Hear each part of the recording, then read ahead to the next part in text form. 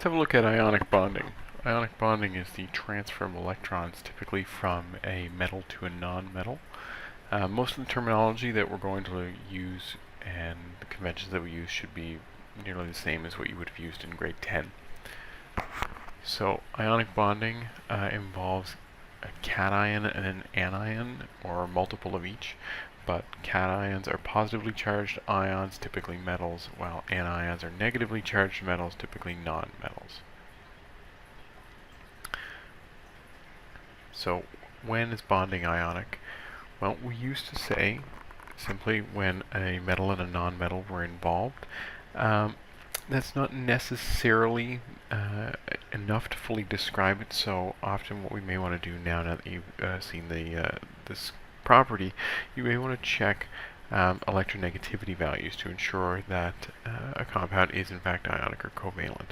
So metals typically have low electronegativity values. They usually range from the 0 neighborhood up to the mid ones, while non-metals typically have high electronegativity values, ranging anywhere from the 2s up to 4 for fluorine. So in order to check if a compound is ionic, if the difference in the values are larger than 1.7, we say that it is ionic. An example of how we would look at this is, let's say, is sodium oxide Na2O ionic or covalent? Well, sodium's a metal, oxygen's a non-metal, so it should be ionic. The electronegativity values are 0.9 and 3.4. The difference is 2.5. Sodium oxide is in fact ionic, as we would have predicted with our old method. Alright, so how does the ionic bonding process work? Well, the cation, after it receives its appropriate ionization energy, will transfer its electron over to what becomes the anion, so the metal to the non-metal, forming a positive and negative charged species. Alright, in terms of electron configurations, you can see the sodium electron drawn in red. Alright, can be formally transferred over to chlorine. Alright, thus both sodium and chlorine end up with complete shells. So let's draw the formation of sodium sulfide. What do we need to do first? Well, we need to find out what sodium and sulfur make in terms of ions. Sodium is 1+, sulfur is 2-. Feel free to pause that video if it went a little too fast for you. So what would the formula for sodium sulfide be? Na2S. Alright, my suggestion is you write the formula first and then you try to make the diagram match. So draw the Lewis diagrams of the atoms.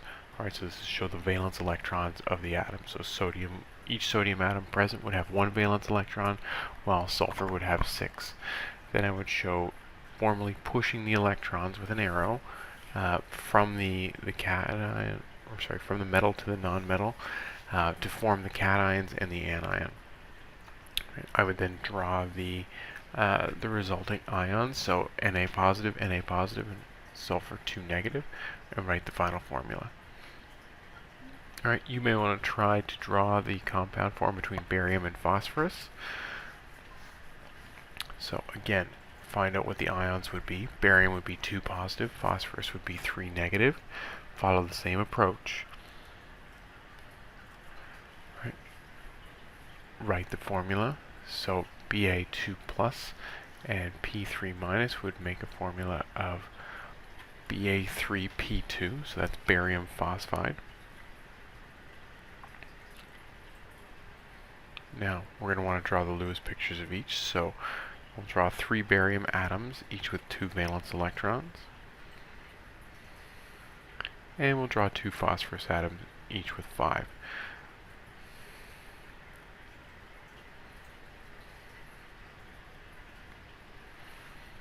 Okay, I'm going to show the electrons transferring from barium to phosphorus. Alright, I'm going to draw the resulting ions. Okay, so now both barium and phosphorus all have completed outer shells. Alright, so I have 3 Ba2+ ions. We have 2 P3- ions.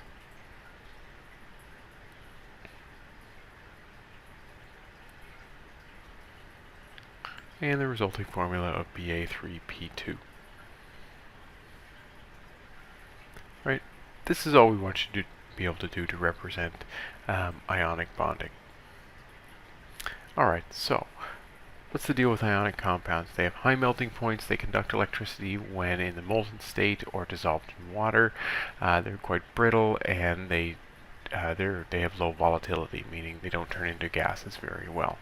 Alright, the resulting properties are due to the sum of the interactions between all sodium ions present and all chloride ions present. So the lattices are quite strong. So ionic compounds will dissolve in water, as shown by the graphic here to demonstrate. You'll also come to see water has what's called a polar negative end and a polar positive end, which actually end up surrounding both the positive and negative ions in a resulting ionic lattice. Alright, we'll examine that more in the lab.